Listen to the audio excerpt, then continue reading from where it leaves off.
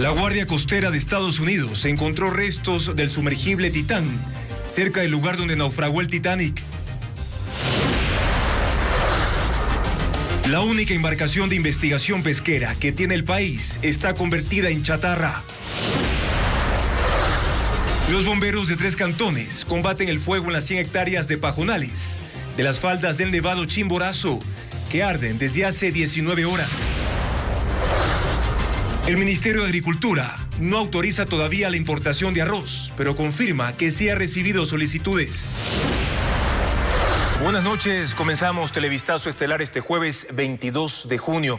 Hay candidatos a la presidencia de la República que registran causas por no pagar dinero que pidieron prestado, demandas laborales y denuncias por estafa o intimidación. También están los que poseen un récord limpio. Jacqueline Rodas informa la situación legal de los aspirantes a Carondelet. El candidato presidencial Bolívar Armijos no paga sus deudas, es lo que revela el sistema de la función judicial. Al menos 4 personas lo han demandado porque se negó a devolver dinero que le prestaron con letras de cambio. Los jueces fallaron en su contra y ordenaron en sentencia el pago inmediato, pero incumplió. Al momento se ejecuta el embargo de sus bienes. Además, Armijos registra 6 denuncias en la Fiscalía por estafa, abuso de confianza, ataque o resistencia e intimidación. Ninguna ha llegado a proceso penal. Sobre el candidato Otto Sonnenholzner no existen denuncias en su contra. Registra una acción constitucional de acceso a la información que perdió en 2019 cuando era vicepresidente de la República. A Jan Topic, la Fiscalía le abrió una causa por lavado de activos en 2017, junto con su padre Tomislav Topic y Ricardo Rivera, tío del ex vicepresidente Jorge Glass. Se investigó el hallazgo de $16 millones en sus cuentas, que se atribuía a la trama de corrupción de Odebrecht. Sin embargo, aunque ya se fijó audiencia para formularles cargos, la Fiscalía pidió que la convocatoria se deje sin efecto, alegando que llegó información nueva que debe ser indagada. Además, Topic tiene 15 causas en trámite por despido intempestivo y 5 por pago de haberes laborales interpuestas por ex trabajadores de sus empresas de seguridad. Y hay 2 denuncias por intimidación y una por daño a bien ajeno que no han llegado a proceso. El candidato Daniel Noboa tiene su récord sin denuncias en la Fiscalía ni procesos penales, al igual que la candidata Luisa González. Fernando Villavicencio registra 5 denuncias en la Fiscalía, 3 por violación a la intimidad y 2 por difusión de información restringida. También lo han demandado por daño moral, emitir expresiones de deshonra y omisión de denuncia. Las causas fueron interpuestas por actores políticos o protagonistas de sus investigaciones periodísticas. El candidato Yacu Pérez tiene 2 denuncias por rebelión y sabotaje por su participación en protestas sociales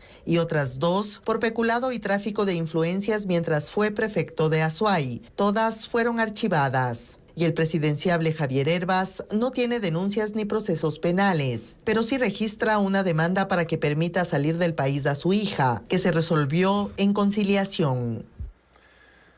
Hay noticias sobre la desaparición del submarino de expedición Titán. Andrea Báez informa sobre lo último que se conoce de este hecho lamentable. Andrea. Guardacostas de Estados Unidos confirmaron esta tarde que los escombros detectados en el fondo del mar cerca del naufragio del Titanic son parte del sumergible Titán, desaparecido desde el domingo. La empresa OceanGate, propietaria de la nave, ha dado por muertos a los 5 tripulantes, informa Pedro Jiménez. La primera señal se recibió cerca del mediodía. Un robot submarino llevado al fondo del Atlántico a una profundidad de 3.800 metros lograba imágenes de una zona de escombros en las inmediaciones del naufragio del Titanic. Los encontraron a unos 500 metros de la proa del transatlántico. La confirmación llegaba horas después. Se trataba de varios componentes, entre los que está el marco de la base del sumergible, así como la cubierta en la que se lee OceanGate, el nombre de la empresa de exploración subacuática. Esencialmente encontramos 5 piezas principales que nos dijeron que eran los restos del Titán, señalaba Paul Hanking, experto submarino. Lo primero que encontramos fue el cono de la nariz que estaba fuera del orificio de presión. Esa fue la primera indicación de que hubo un evento fatal. Luego hallamos el otro extremo. El capitán del primer distrito de la Guardia Costera señaló que el fondo del mar es un ambiente implacable y que los escombros escombros son consistentes con una implosión catastrófica que destrozó la embarcación. Este era además un día crítico para las operaciones de búsqueda, pues se estimaba que para esta mañana ya se habían quedado sin reservas de oxígeno. El hallazgo determina además el trágico destino de los 5 tripulantes que estaban liderados por Stockton Rush, director ejecutivo de la empresa OceanGate. Todos fueron declarados muertos en un comunicado de la empresa. Sobre la perspectiva de recuperación de los cuerpos, la Guardia Costera dijo que seguirán buscando en el área, pero que aún no tienen una respuesta. Ahora más datos del sumergible. Titán tenía una longitud de 6 metros con 70 centímetros por 2 metros 80 centímetros. Un informe de la Sociedad de Tecnología Marina de 2018 alertó sobre fallas de seguridad. Hace 5 años, el documento destacó que el Titán estaba hecho de fibra de carbono, material poco resistente para grandes profundidades. Los submarinos, por ejemplo, son hechos de titanio altamente resistente. La forma cilíndrica de Titán complicaba la distribución de la presión marina. Lo recomendable es que sea circular. Además, la ventanilla estaba diseñada para soportar hasta 1.300 metros de profundidad, aunque en una ocasión descendió a 4.000 metros. Al exponerse a una profundidad mayor, el mecanismo se desgasta. Además, no tenía certificación para garantizar su operación. Ahora conozcamos quiénes eran los 5 tripulantes que se encontraban a bordo del Titán, cuyos restos fueron encontrados este jueves. Los 5 tripulantes que iban a bordo del Titán eran Stockton Rush, quien a sus 61 años era el CEO y fundador de OceanGate, la empresa organizadora de la expedición del Titán. Rush era un ingeniero aeroespacial quien soñaba con ser astronauta hasta que descubrió que el océano es el universo. Paul Henry Narjolet tenía 77 años, era un experto marítimo y director de investigación submarina de RMS Titanic, empresa estadounidense que tiene los derechos de salvamento de esa embarcación. Él había participado de más de 35 inmersiones en el lugar del naufragio del legendario barco. Hamish Harding tenía 58 años, era británico, hombre de negocios, piloto de aviación y explorador. Harding ya había viajado al espacio en una misión de la empresa Blue Origin de Jeff Bezos y tiene el récord mundial de la circunnavegación más rápida de la Tierra en una aeronave. El empresario Shahzada Dawood, de 48 años, y su hijo Suleiman, de 19, con nacionalidad británico-pakistaní, eran otros 2 tripulantes de Titán. Dawood era descendiente de una de las familias más ricas de Pakistán, cuya fortuna proviene de la fabricación de textiles y fertilizantes. Dawood integraba también el Consejo de Administración del Instituto de Búsqueda de Inteligencia Extraterrestre.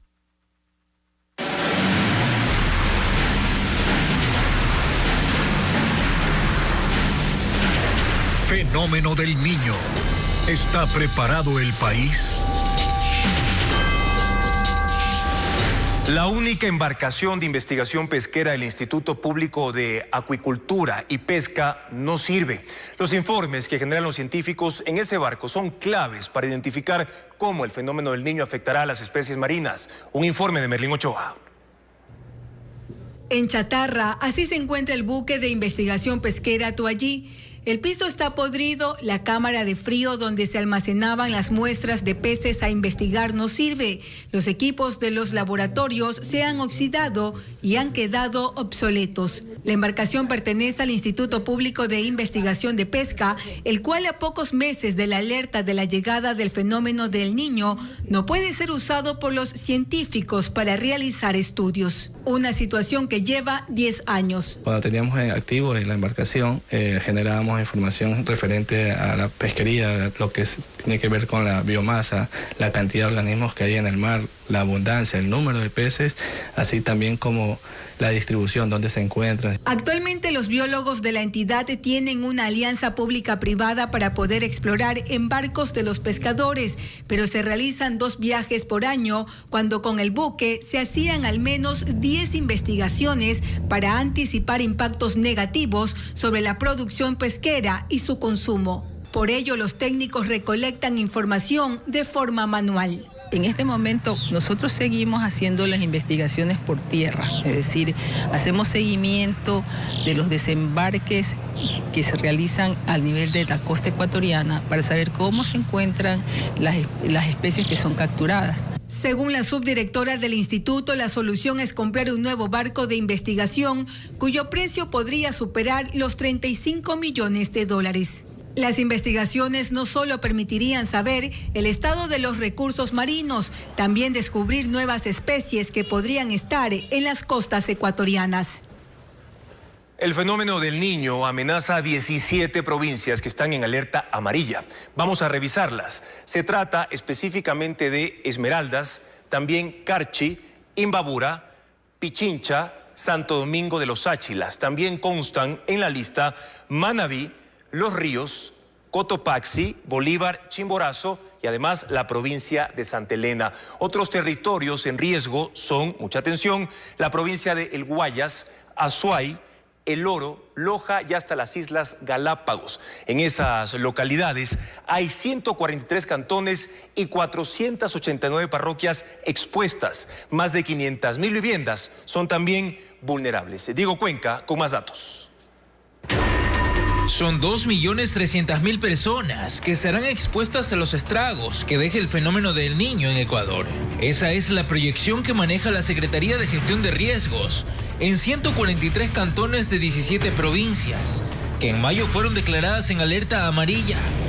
Las localidades que registrarían mayores afectaciones son El Oro, Guayas, Los Ríos, Manabí y Esmeraldas. Para trabajar en la prevención, sus municipios y prefecturas tienen que analizar los escenarios del impacto que pueden causar las lluvias. Esto es una carrera contra reloj. El problema está en que en el país, ya cuando los fenómenos están encima, el Estado central es el que tiene que dar la cara. Pero el tema de habitabilidad, el de permisos del suelo, de usos de construcción, los del municipio.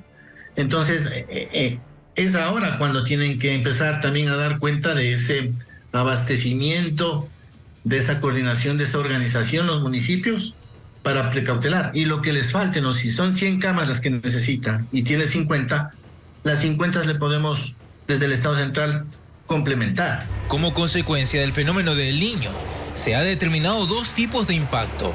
El primero, las inundaciones y el desbordamiento de ríos, que afectarían a 1.522.000 habitantes de 12 provincias, entre ellas las del litoral ecuatoriano.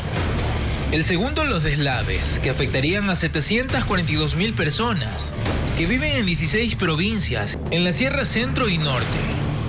Aunque ese número de posibles víctimas saben que viven en un lugar de riesgo, son los municipios que deben tener un plan de prevención y respuesta, como por ejemplo asignar un presupuesto para la logística de asistencia humanitaria, además de equipos que serán adecuados en los albergues temporales. Así lo describen los lineamientos que entregó la Secretaría de Gestión de Riesgos a los gobiernos locales. Si un alcalde sabe que un determinado barrio está en un lecho de río y que ese lecho del río recobra el agua en las épocas lluviosas todos los años, ese sector es muy probablemente inundable con el fenómeno del Niño. Si son 100 familias las que están en ese sector, yo tengo que ya abastecerme de un alojamiento temporal, identificar el alojamiento temporal, dónde las voy a sacar y con cuántas camas, colchones yo dispongo. La Asociación de Municipalidades del Ecuador no conoce cuánto es el presupuesto aproximado que cada localidad tendrá que destinar para enfrentar la emergencia que afectaría gravemente a más de 253.000 viviendas. El único recurso que se conoce que está disponible son los $300 millones al que accederá el gobierno con un crédito del Banco Interamericano de Desarrollo para responder al temporal que se aproxima. Y mañana, en la última entrega de la serie ¿Está preparado el país para el fenómeno del Niño?, Televistazo mostrará que los candidatos presidenciales deben coordinar con el gobierno las acciones que se requieren para mitigar los efectos de El Niño en el país. Los sectores atunero y camaronero reconocen que el impacto económico una vez que llegue el fenómeno del Niño será millonario, lo que tendrá una incidencia directa en miles de plazas de trabajo. El fenómeno del Niño amenaza a los sectores productivos. La industria atunera tiene claro que el calentamiento del mar reducirá las capturas porque los cardúmenes migrarán a aguas más profundas. Esa distancia normalmente es entre 30 y 50 metros. En el Niño del 98 eso se fue a 120 metros. entonces ya las redes no llegan a esas profundidades.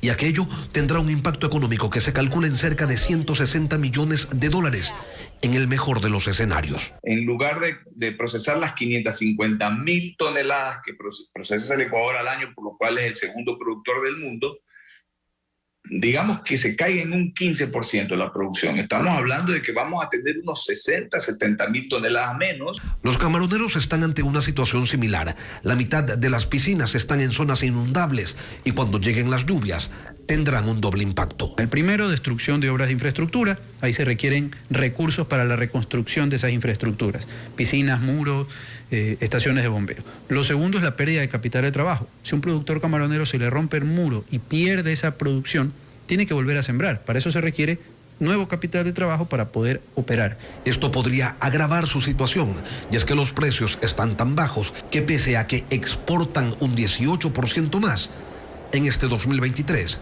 facturan menos. Tenemos una falta en la liquidez del productor de casi $1.000 millones. Agregan que de mantenerse esta situación se afectaría la empleabilidad en el sector y que cerca de 30.000 personas podrían perder sus trabajos. Más adelante en Televistazo, un incendio forestal quemó 100 hectáreas de la reserva de producción de fauna Chimborazo. Los bomberos aún luchan contra las llamas. Y también los casos del virus manos, pies y boca ya no solo están en Guayas, se extienden a 2 provincias más. Desde la noche del miércoles, un incendio forestal consumió 100 hectáreas de pajonales en las faldas del Nevado Chimborazo. Bomberos de 3 cantones y guardaparques de la reserva llegaron al sitio por la emergencia. 100 hectáreas de pajonales se han consumido por las llamas en la reserva de producción de fauna Chimborazo. Byron Amaguaña, bombero de Riobamba, señaló que la alerta fue emitida la noche de este miércoles. 7 guardaparques y 40 bomberos de Riobamba, Guano y Chambo llegaron al lugar de la emergencia. El acceso a la zona fue complicada por su situación geográfica. La topografía se nos hace difícil, de igual manera como les mencioné, la humedad, el viento y la temperatura. Son motivaciones para que el incendio se prolongue y un peligro para el personal también, que estamos activados desde las 4 de la mañana. Un dron grabó la extensa área de pajonal consumida por el fuego. A esto se suma el impacto de la flora y la fauna. Los bomberos rescataron a 4 conejos y un venado con quemaduras. Existen muchos animales silvestres, los que algunos pueden salir, otros lastimosamente se enredan en lo que son el pajonal, no pueden salir, hay crías. Hasta el cierre de este informe, el incendio no había sido controlado.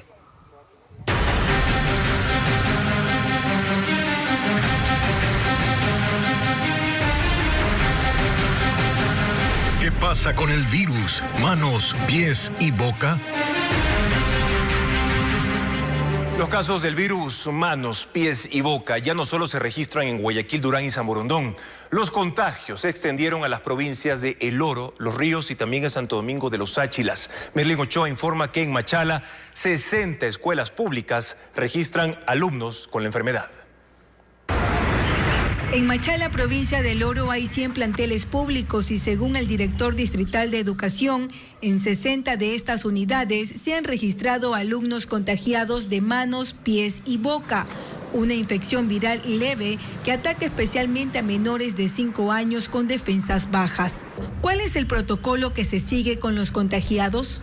Tienen las tareas dirigidas en el hogar y luego retornan hasta que les pase el periodo de la erupción. En la consulta externa del Hospital del IES de Santo Domingo de los Áchilas, según los médicos, desde hace 2 meses ha aumentado el número de pacientes que dan positivo al virus. Normalmente ahora en consulta de 10 pacientes que lleguen, 7, 8 vienen con este síndrome. Por otro lado, en Guayaquil, un poco más de 80 niños de 5 aulas de este plantel educativo, ubicado en el norte de Guayaquil, recibirán clases en modalidad virtual durante 2 días. Es una medida de prevención que tomaron las autoridades de la institución luego de que se registraran 5 casos positivos de estudiantes con la enfermedad. El resto de alumnos siguen asistiendo a las aulas de forma presencial. Otra decisión en el plantel fue desinfectar los salones de los menores contagiados. Y atención a estos datos, porque ante el primer síntoma de alerta, como por ejemplo fiebre y aparición de llagas en la boca, un médico infectólogo recomienda aislamiento del paciente y un riguroso aseo de manos, pero también de la casa donde permanezca el enfermo, como explica Bessie Granja. Lavar las manos con la misma rigurosidad que se lo hacía durante la pandemia no es exagerado, dicen los especialistas, ante el incremento acelerado del virus manos, pies y boca en el país.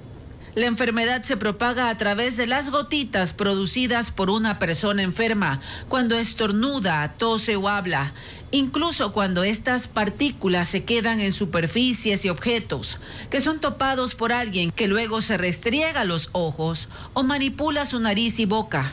Principalmente en estos pequeños bebecitos que están por lo general en guarderías o que conviven con otros niños, lo primero que se presenta es una fiebre. Es una fiebre de moderado grado y posteriormente, unos 2 o 3 días después, aparecen estas lesiones. Y ante esto es cuando se debe buscar la ayuda médica. Una vez que se registra este cuadro clínico en un paciente, el médico infectólogo Fernando González explica lo que se debe hacer para evitar su propagación en el núcleo familiar. Pues lo primero, el aislamiento. De esa manera evitamos la difusión rápida de este virus, higienizar nuestras manos correctamente y adicional a eso, limpiar nuestro domicilio de una manera muy directa, ¿no? Manubrios, piso. Para evitar el incremento de contagios o que menores con una salud vulnerable puedan agravarse a causa de esta infección viral, que tiene un tiempo aproximado de tratamiento de 10 días. El clima extremo sigue causando estragos en Estados Unidos. Altas temperaturas en algunas zonas, mientras que lluvias, granizadas y tornados en otras. Ileana Suárez con más detalles. Residentes del sur de Florida reportan que las altas temperaturas provocan lluvias y mucha humedad. Expertos advierten que el ambiente podría llegar a sentirse como 43 grados centígrados. El impacto del cambio climático y los patrones de desarrollo urbano, que incluyen la eliminación de áreas verdes, se reflejan en veranos más prolongados y calurosos en esa región de Estados Unidos. En Texas, 3 personas murieron en el pueblo de Matador tras el paso de un tornado este miércoles. El hecho se registró en medio de las tormentas que azotan sectores del oeste y centro del país. Ayer hubo 11 informes de tornados en 4 estados. Una granizada dejó 30 heridos en Colorado. Ocurrió en el anfiteatro de Red Rocks, una estructura rocosa donde se ofrecen conciertos al aire libre. En medio de gritos, las personas huyeron y buscaron refugio. Muchas usaron cajas de reciclaje para cubrir sus cabezas.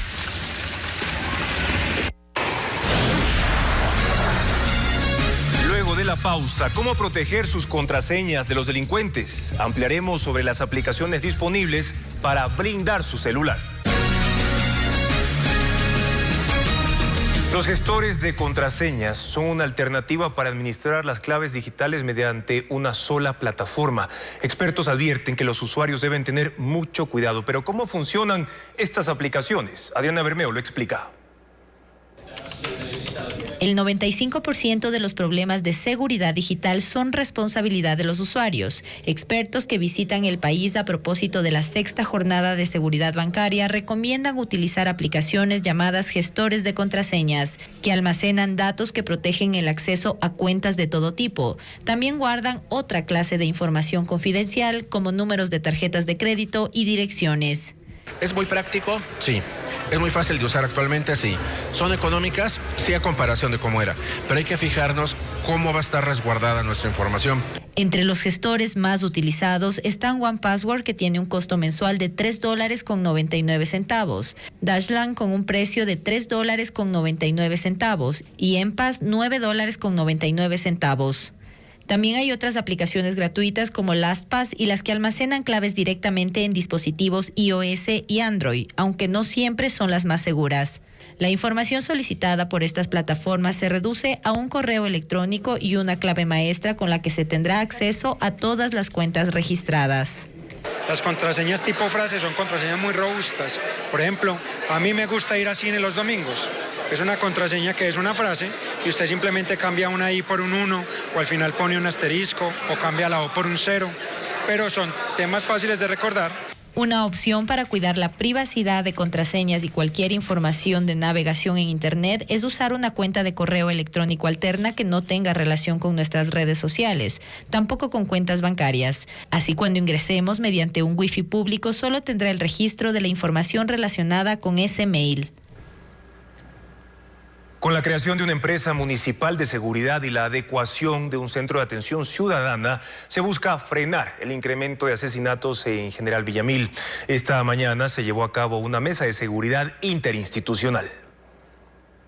Ante el incremento de las muertes violentas en playas, provincia del Guayas, donde según la policía entre enero y junio de 2023 se han triplicado los asesinatos, pues de 4 casos en el 2022 se pasó a 12 en lo que va del año. El alcalde Gabriel Valladares, quien fue amenazado por grupos delincuenciales, anunció la creación de una empresa pública de seguridad que contará con 100 agentes municipales. Ya lo que es la implementación en equipo para seguridad ya se contrató el día de ayer, $168.000.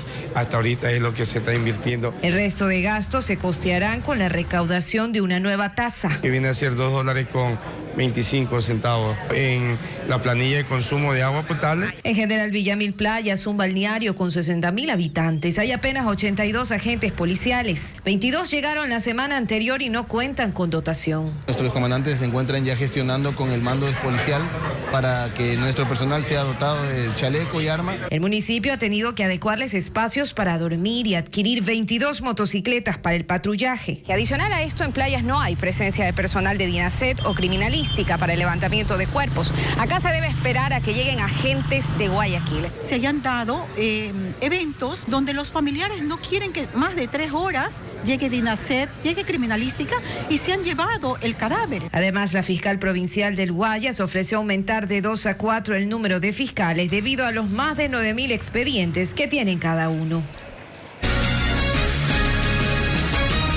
La mora patronal de empleadores con el IES afecta a afiliados que no pueden acceder a algunos servicios. La Ley de Seguridad Social establece que no se deben suspender algunas prestaciones, pero esto no se cumple totalmente. Fabiola Santana con el tema.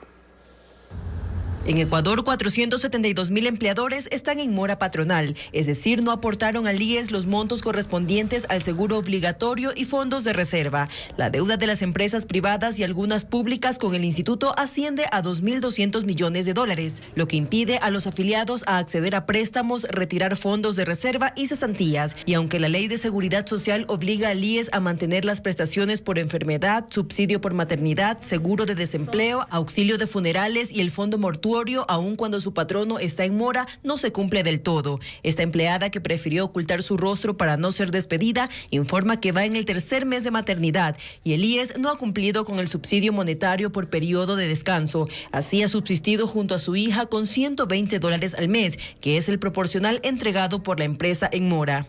Consultó al IES y solo se le informó que no pueden pagarle porque su empleador está en mora. Sin embargo, a mí sí me descuentan de mi rol de pagos ese porcentaje. En estos casos, el afiliado afectado deberá poner un reclamo formal en la Dirección Provincial del IES, pues según la ley, la institución tiene potestad coactiva y es su obligación prestar el servicio en tanto procede a las acciones de cobro. Entonces, habría que revisar en estos ciertos casos qué es lo que está sucediendo para ver y coordinar con el fondo que corresponda la asignación que así lo meriten. La próxima semana el IES lanzará una aplicación para facilitar los convenios de pago de mora patronal. El Ministerio de Salud ha incorporado más de 5.000 nuevos profesionales para los hospitales de su red, pero en Esmeraldas la contratación del personal se complica debido a la inseguridad. Diego Cuenca explica la situación. Para ese año, el Ministerio de Salud fijó la meta de contratar más de 11.300 profesionales para 135 hospitales y centros médicos de la red pública a escala nacional, con un presupuesto de más de $160 millones. Y hasta el momento han logrado incorporar más de 5.400, es decir, casi la mitad. La viceministra de Atención Integral explica que con ellos han podido extender los servicios. Son enfermeras, nutricionistas, auxiliares de laboratorio, los hospitales de Manabí, el hospital de Durán, el hospital Monte Sinaí, el hospital Guasmo, que tenían o son nuevos o tenían áreas que nunca fueron abiertas al público. El Hospital Monte Sinaí, en el noroeste de Guayaquil, operaba con 150 camas, a pesar de tener una capacidad para 450. Para habilitar esos espacios, tienen a más de 1.600 médicos, enfermeras y auxiliares. Cada mes abrirán una convocatoria. Por ejemplo, esta semana habilitaron 67 plazas laborales. El objetivo es en noviembre tener más de 2.000 trabajadores. Pero así como llegan nuevos médicos, hay otros que abandonan sus cargos. Eso ocurre en Esmeraldas, en especial en el Hospital Delfina Torres de Concha. 17 especialistas han renunciado, pero están siendo reemplazados. De enfermeras hemos tenido una buena convocatoria, pero por temas de la inseguridad hay muchos médicos que más bien están saliendo de la provincia. Por ejemplo, tenemos un déficit de médicos imagenólogos, médicos anestesiólogos, ginecólogos, pediatras. Por eso está difícil contratar nuevos médicos en esa provincia. Sin embargo, la convocatoria sigue habilitada y la autoridad advierte que no hay cobros para postular a cualquier vacante en el país. Porque en 5 provincias han identificado a estafadores que pretenden pedir dinero a cambio de una falsa oferta de trabajo. La Fiscalía ya investiga los casos.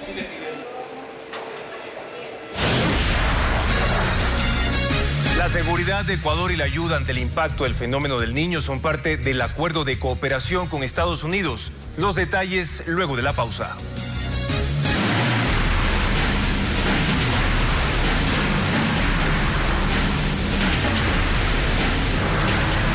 Arroz, entre especulación e importación.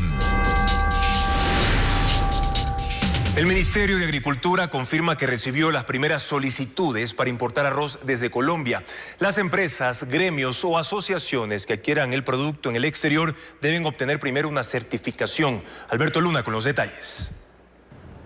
El Ministerio de Agricultura aún no ha autorizado la importación de arroz. Sin embargo, la subsecretaria de Comercialización Agropecuaria confirmó que ha recibido las primeras solicitudes de importación, aunque no especificó la cantidad. Se ha recibido algunas solicitudes. No le podría decir el número exacto, pero se han recibido y se da el proceso normal. Es la empresa privada, gremios, asociaciones los que tienen que hacer este proceso.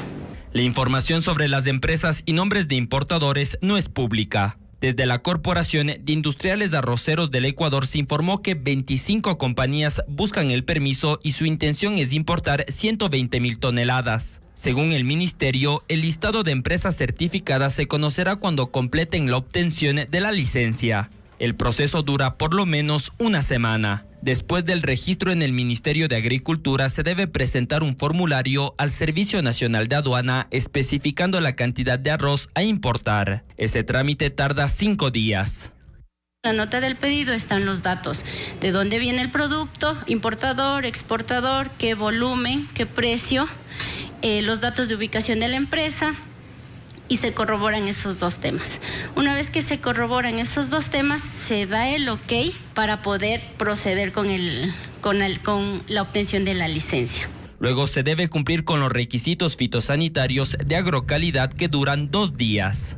Por eso la funcionaria dijo que todavía es pronto para definir la fecha de llegada de la primera importación de arroz. No le podría dar fechas todavía. Según el Ministerio de Agricultura, la importación permitirá regular el precio del arroz y solucionar el problema de la demanda.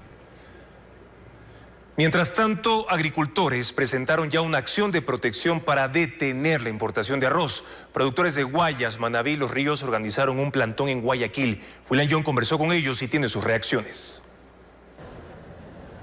Decenas de productores se reunieron afuera de la prefectura del Guayas. Realizaron un plantón en rechazo a la importación de arroz porque insisten en que no hay motivos para hacerlo. Estamos contando con 150.000 toneladas de arroz en estos momentos en siembra entre Los Ríos y Guayas.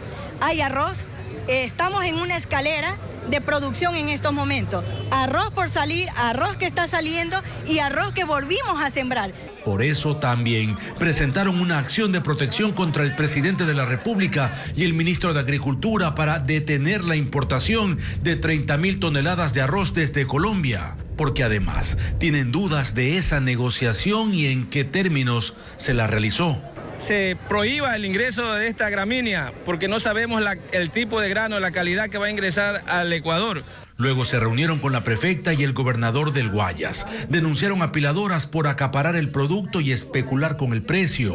Ante eso, Tabaque insistió en que la salida, por ahora, es comprar fuera. Ahora los he escuchado a los productores, estamos haciendo todos los controles, pero si los productores no pueden tapar el bache que tenemos, no podemos llevar arroz a la mesa de los ecuatorianos, hay que importarlo, no nos queda de otra. El encuentro terminó sin acuerdos y tampoco las cifras están claras. No tienen el dato exacto de cuánto arroz hay hoy vendiéndose en el mercado local.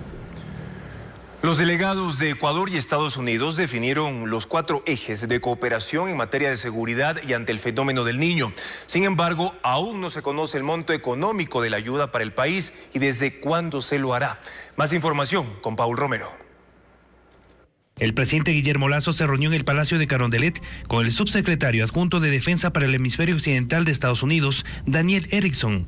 Revisaron el memorándum de entendimiento que se firmará en julio en Washington. El agradecimiento de Ecuador a los Estados Unidos por su apoyo en la lucha contra el crimen organizado aquí en el país. En el encuentro binacional acordaron 4 ejes de cooperación en seguridad y defensa. Modernización de las Fuerzas Armadas con aeronaves, infraestructura y equipamiento. Ciberseguridad para mejorar los sistemas de inteligencia y contrainteligencia.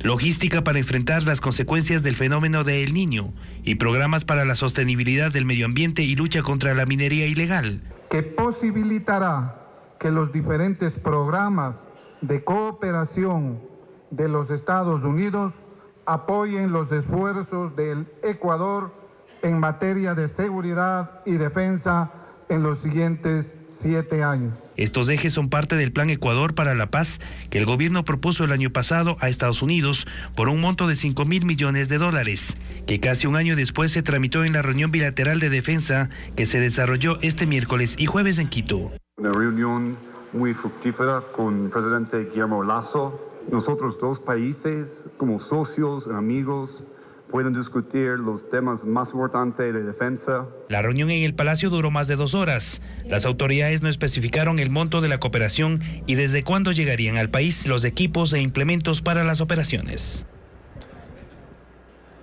El Consejo Nacional Electoral definió los diseños de las papeletas electorales para los comicios anticipados de 2023. Los electores recibirán 5 papeletas con los siguientes colores. Para binomio presidencial, el color café claro, como lo ven en pantalla. Asambleístas nacionales tendrá el color morado. Asambleístas provinciales, celeste, mientras que la papeleta de la consulta popular sobre el Yasuní será de color verde. Y en Pichincha, la consulta sobre la explotación minera en la mancomunidad del Chocó es bicolor, rosa y morado. A partir de mañana, las organizaciones políticas y sociales podrán inscribirse para hacer campaña por el sí o por el no, tanto en la consulta sobre el Yasuní como en la del Chocó andino. Patricio Díaz informa. El Consejo Nacional Electoral aprobó la convocatoria a las consultas populares sobre que se mantenga el crudo en tierra en el ITT y acerca de la explotación minera en el Chocó andino. Con ello se abre la posibilidad para que organizaciones políticas y sociales se inscriban si deciden hacer campaña por el sí o por el no. Y el tiempo para registrarse es corto, irá desde este viernes 23 al 26 de junio. Quienes sean acreditados para la campaña deberán respetar límites de gasto y podrán hacer promoción de sus opciones en medios de comunicación con recursos del Estado. En el caso de la consulta sobre el Yasuní, tanto quienes apoyen la opción por el sí como por el no, podrán gastar cada uno hasta $2.690.000 y tendrán como fondo de promoción $201.750 para cada alternativa, recursos que se dividirán entre todos los inscritos. Con esta calificación de las organizaciones políticas sociales, también la ciudadanía se informa las ventajas y desventajas de cada una de las preguntas por el sí o por el no. En el caso de la consulta sobre el Chocó andino, el límite de gasto para cada opción será de $402.700 y el fondo para medios que cubre el CNE será de $30.205 para cada alternativa. Las 2 consultas se realizarán también el 20 de agosto. La campaña, en este caso, empieza el 29 de julio y va hasta el 17 de agosto. Pachacutic e Izquierda Democrática insisten en participar en las próximas elecciones, al menos con candidatos a la Asamblea Nacional. La ID recibió una medida cautelar a su favor y Pachacutic impugnó el no envío de delegados del CNE a sus primarias. Un juez de Atacames aceptó una medida cautelar para que las elecciones primarias de Izquierda Democrática se realicen otra vez. Uno de los dirigentes del partido en Esmeraldas presentó la demanda. El proceso que realizó la otra facción del Partido Naranja quedaría así insubsistente.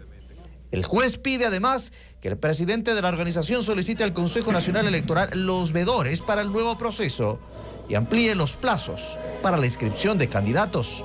Que se han vulnerado los derechos de participación, es decir, de que los militantes, los presidentes a escala nacional puedan elegir y ser elegidos. Sin embargo, el otro sector de la Izquierda Democrática presentó casi de inmediato una demanda contra el juez ante el Tribunal Contencioso Electoral.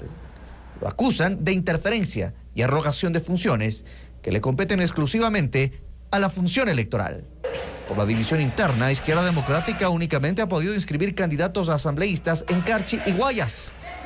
Pachacutic está en similar situación. No ha inscrito candidatos a asambleístas nacionales porque el Consejo Electoral no envió delegados a sus elecciones primarias. La dirigencia del movimiento impugnó esa decisión ante el propio CNE y hasta ahora no tienen respuesta. Por lo que si no consiguen una decisión favorable del Consejo Nacional Electoral, anuncian que acudirán también al Tribunal Contencioso. No hicieron llegar a los veedores, por lo cual rompe todo esquema de participación democrática. Los veedores tienen que estar disponibles en el bien y el mal o en el incumplimiento para dar un informe real de lo que se procedió a dar. Pero tanto para Pachacutic como para la Izquierda Democrática, el tiempo les juega en contra. Y hay 9 listas inscritas de candidatos a asambleístas nacionales de otras organizaciones políticas. Y si no tienen impugnaciones, podrían empezar campaña electoral antes de lo previsto. El número de turistas extranjeros que ingresa al país es mayor al registrado en 2022. Sin embargo, aún no se alcanzan los niveles de arribos previos a la pandemia. El Ministerio de Turismo asegura que llevan a cabo campañas en Estados Unidos, Canadá y Europa para tratar de atraer a más visitantes. La llegada de turistas extranjeros al país aumenta. De enero a mayo de 2022 ingresaron 402.212 turistas, mientras en el mismo lapso de este año la cifra llegó a 552.562 y por ello las rutas aéreas han incrementado. 4 tan solo en junio. Sin embargo, aún hay una brecha, y es que los 552.000 turistas de 2023 aún están por debajo de los 622.000 que visitaron el Ecuador de enero a mayo de 2019. Y eso es lo que se busca recuperar con el plan de promoción y competitividad en el exterior. El Ecuador está participando con 25 empresarios en Londres en el evento de LATA. Estamos participando en los eventos de Roots Américas, Roots World, para poder impulsar la conectividad aérea del país. La tasa Ecuador Potencia Turística que se cobra en vuelos hacia el Ecuador se redujo de $10 al 5% de la tarifa neta del boleto. Estos ingresos se deben destinar a la promoción turística, pero ahora con la reducción, ¿hay menos recursos para la promoción? El ministro Olsen dice que no. Definitivamente es un sacrificio fiscal, pero hay otra recaudación. Por cada turista americano que llega al país, aproximadamente está inyectando $1.000 a nuestra economía. Estamos teniendo 18% más turistas provenientes de Estados Unidos que en la época de prepandemia. Y se invertirán cerca de $2 millones en medios digitales internacionales. También se aseguró. La policía alerta que las bandas publican falsas ofertas de trabajo en redes sociales para estafar, principalmente en Guayaquil. Incluso usan la identidad de personas fallecidas para engañar a las víctimas, como informa Samantha Mora. Esta mujer no quiso ser identificada por miedo. Relató que buscaba trabajo en una red social. Vio una oferta de un reconocido supermercado y aplicó. Antes de acudir a la entrevista me estaban solicitando dinero ya para que cancele a cierta cuenta.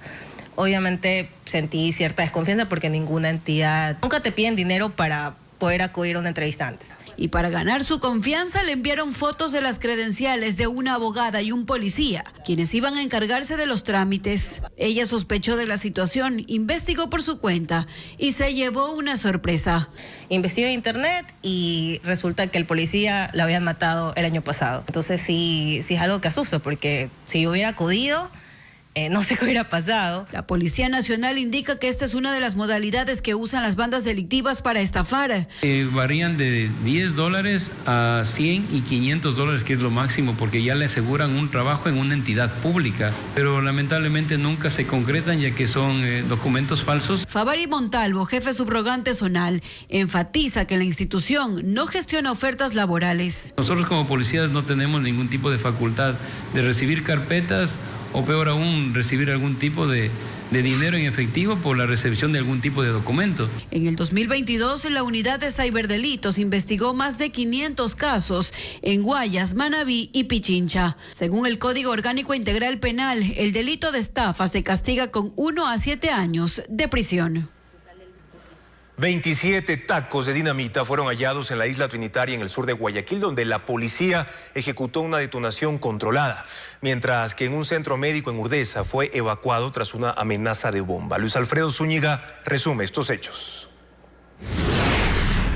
La alerta se levantó a las 2:30 de la mañana de este jueves en la isla Trinitaria sur de Guayaquil. La policía halló un taco de dinamita en plena vía, pero al revisar la zona encontraron más explosivos. En total, 27.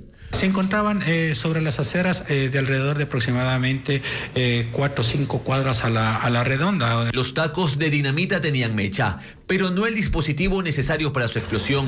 Personal especializado del GIRE llegó al sitio y realizó la detonación controlada.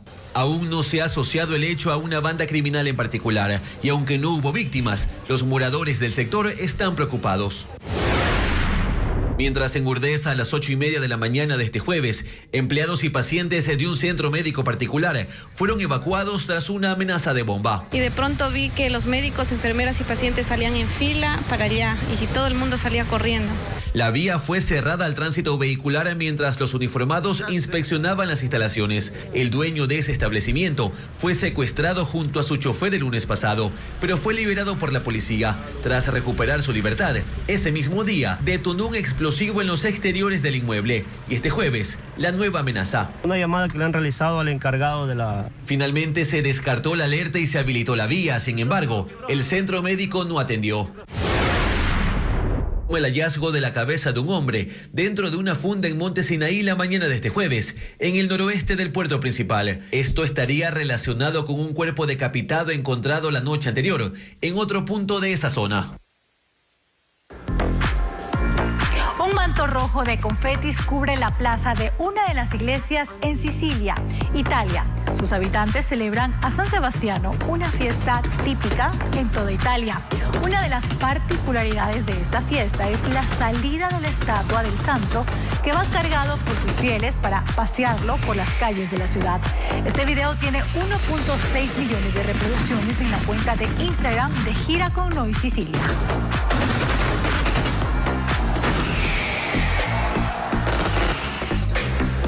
Un pueblo fantasma que surge del pasado en medio del mar. Lo muestran estas fotografías de la isla Guganhima, en Japón. Lo curioso es que una vez fue el lugar más poblado del mundo, cuando en la isla se explotaba carbón submarino. Hay apartamentos de 10 pisos, laberintos, escaleras, escuelas, restaurantes y casas de juego. Hoy la isla es patrimonio de la humanidad. Las fotografías fueron publicadas por Travels Fervor y tienen más de 8.000 likes. ¿Se imagina a la reina Isabel tatuada? Ahora la inteligencia artificial lo hace posible, al igual que Barack Obama, Donald Trump, Elon Musk, Leonardo DiCaprio, el físico alemán Albert Einstein, otros políticos y artistas. Las fotografías publicadas en Artcore tienen más de 6.000 likes. El festejo perruno de Boca. Entre sus hinchas, un perro festeja en la Bombonera junto a su dueño y los amigos. El video tiene más de 2 millones de reproducciones en la cuenta de Stadiums Fútbol.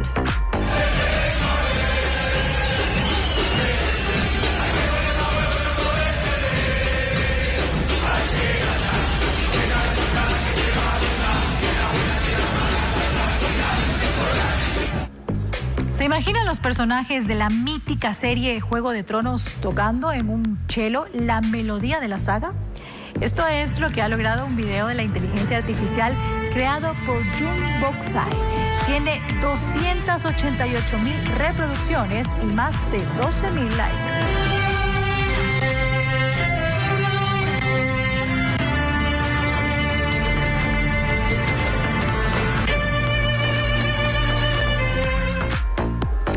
De TikTok muestra las típicas locaciones de la exitosa novela Pasión de Gavilanes, parte 2. Las imágenes son de un recorrido desde las caballerizas, donde los personajes interpretaban escenas muy románticas, hasta la iglesia.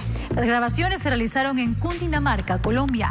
La publicación tiene más de 1 millón de reproducciones en la cuenta de Taisina Rengifo, con más de 28.000 likes. Recuerde que usted puede ver más información en nuestra página web ecuavisa.com. Se reportan 9.361 contagios de dengue este año en Ecuador. Provincias como Manabí, Santo Domingo de los Áchilas y Morona, Santiago, son las más afectadas en cada región, según el Ministerio de Salud. Vanessa Robles con el reporte. La provincia de Santo Domingo está en alerta por el aumento de casos de dengue. De enero a junio se reportaron 726 contagios, a diferencia de los 583 registrados en ese periodo del 2022, según los últimos reportes del Ministerio de Salud. Del año hasta junio sí ha habido un poco más de incremento. Ustedes saben que estamos entrando en una temporada donde va a haber el fenómeno del niño, pues y eso también influye. Según los habitantes de zonas afectadas, aunque se trata de sitios urbanos como Santa Marta, Plan de Vivienda, Rosales y Che Guevara, los equipos de control vectorial no llegan. Hay muchos niños con fiebre, malestar y todo eso le afecta. Eliminarlo sería mucho mejor para que no se propague. Desde el Ministerio de Salud señalan que la falta de acompañamiento de la fuerza pública limita el acceso a estas zonas vulnerables. Son 76 las personas que integran el equipo de control vectorial encargado de la abatización, fumigación y destrucción de criaderos en una provincia de más de 500.000 habitantes. En la costa, Manabí lidera las afectaciones con 2.422 casos. En tanto, en la Amazonía, Morona, Santiago ya registra 1.092 contagios. Las autoridades gestionan la importación de 300.000 dosis de la vacuna bivalente que protege contra Omicron, la variante que predomina. Apenas 3 millones de ecuatorianos se colocaron una segunda dosis de refuerzo contra el COVID-19, informa Bessie Granja. A finales de este mes, se tiene previsto la llegada del primer lote de vacunas bivalentes contra el COVID-19 al país, cuya fórmula protege contra Omicron, la variante predominante. Pero ¿quiénes tienen prioridad?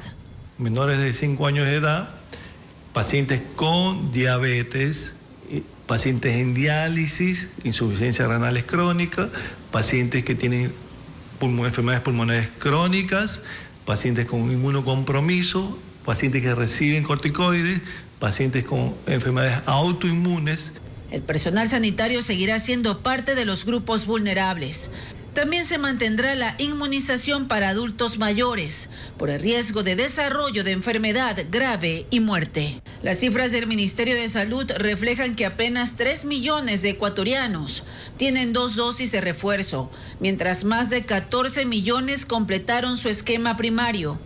A pesar de que la Organización Mundial de la Salud declaró el fin de la pandemia, el organismo junto a la Organización Panamericana de la Salud alientan a la población a inmunizarse una vez más.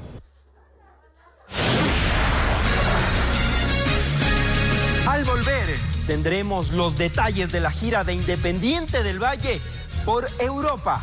¿Cuáles serán sus rivales?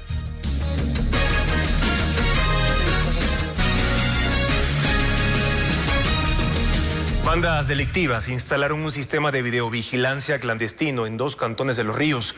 Con esas imágenes y a través de WhatsApp evitaban ser capturadas. Odette Camacho informa que entre las evidencias también hay un uniforme de policía. La provincia de Los Ríos es la segunda más peligrosa del país, según la Policía Nacional. La institución ha ejecutado 3 operativos en los cantones Palenque, Quevedo y Vinces. En estos 2 últimos, identificaron a grupos delictivos que habían armado un sistema de videovigilancia con cámaras en viviendas y postes de alumbrado público. Designan casas para en ese lugar realizar un control y monitoreo. de estas cámaras y alertarse entre sí, crear grupos de WhatsApp entre ellos y comunicarse de la presencia de la policía. Entre las evidencias hay un uniforme policial y una chaqueta del ejército. Según los uniformados, las utilizaban para engañar a los conductores contra quienes disparaban si no detenían los vehículos. Y 2 camiones están reportados como robados. Los otros vehículos utilizaban estas organizaciones delictivas. De las 19 personas detenidas en los 3 operativos, 13 tienen antecedentes de hasta 8 detenciones. El centro de Guayaquil es el escenario de una manifestación de ciclistas esta noche. Nos enlazamos ahora con Luis Alfredo Zúñiga, quien cubre el plantón en la Plaza de la Administración. ¿Qué piden los manifestantes, Luis Alfredo? Son 4 los principales pedidos de los ciclistas que se han congregado en este punto esta noche. Uno de los primeros es que se terminen las muertes en las vías causadas por siniestros de tránsito. También que los casos que hoy ya existen no queden en la impunidad. Dar prioridad a las ciclovías y mejorar la señalética en las calles. Estos pedidos lo hacen mediante un plantón pacífico de más de 50 bicicletas caídas, como lo ven a esta hora. Son acciones que se dan luego de la muerte de un abuelo y sus 2 nietos en la vía La Costa el último domingo, cuando un conductor los atropelló mientras esperaban que un local de bicicletas abriera sus puertas. Un dato importante para los amantes de los animales, porque las altas temperaturas alteran el comportamiento de las mascotas. Un estudio revela que los perros muerden hasta 11% más en días calurosos y soleados. Vanessa Robles con más datos. Las emergencias atendidas en hospitales del Ministerio de Salud Pública a escala nacional por mordeduras de perros han aumentado. Pasaron de 5.044 en 2020 a 11.088 en 2021 y a 11.680 en 2022. Para los especialistas, la agresividad de los perros no está determinada por la raza, sino por factores como la alimentación, socialización o entrenamiento. Sin embargo, las altas temperaturas también influyen en esa irritabilidad, asegura la etóloga Fabiola Jiménez, especialista en el comportamiento animal. Estas temperaturas pueden generar situaciones de estrés. Su piel no suda. Ellos pueden transpirar, pueden regular su temperatura a través del jadeo. Un estudio publicado por Science Reports reveló que la incidencia de mordeduras de perros aumentó un 11% en los días con mayor radiación ultravioleta y un 4% en los días calurosos. Este informe, para la representante de veterinarios del Guayas, también se refleja en las mascotas del Ecuador. Estar en la zona cero, en la mitad del mundo, nos indica que los rayos solares nos van a dar mucho más de frente, sientan el calor reflejado del piso mucho más intenso o mucho más rápido que lo que nosotros lo podamos sentir. Aunque no hay cifras oficiales del INEC, el cuestionario del último censo busca el número de perros en Ecuador.